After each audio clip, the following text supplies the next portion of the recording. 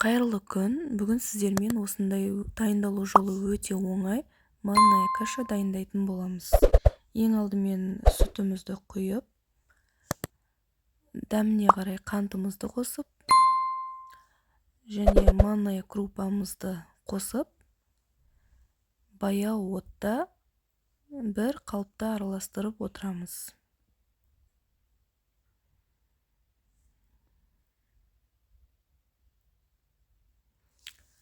Жақсылап араластырып отыру керек. Мен бір 5 минуттай араластырдым. Міне қоюланып келе жатыр.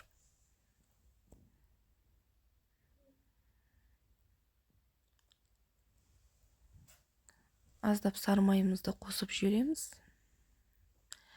Мен кашаға су қоспаймын. Су қосқан ұнамайды. Сондықтан мен тек қана сүтке пісіремін. Міне біздің кашамыз дайын болып қалды.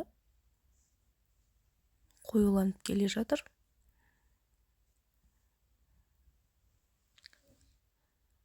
Біздің кашамыз дайын.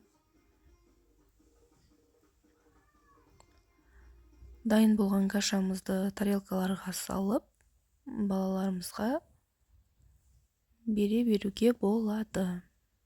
Менімен бірге болғандарыңызға рахмет. Менің каналыма тіркеліп, лайк басып кетіңіздер. Менімен болғандарыңызға рахмет. Менде осындай каша шықты.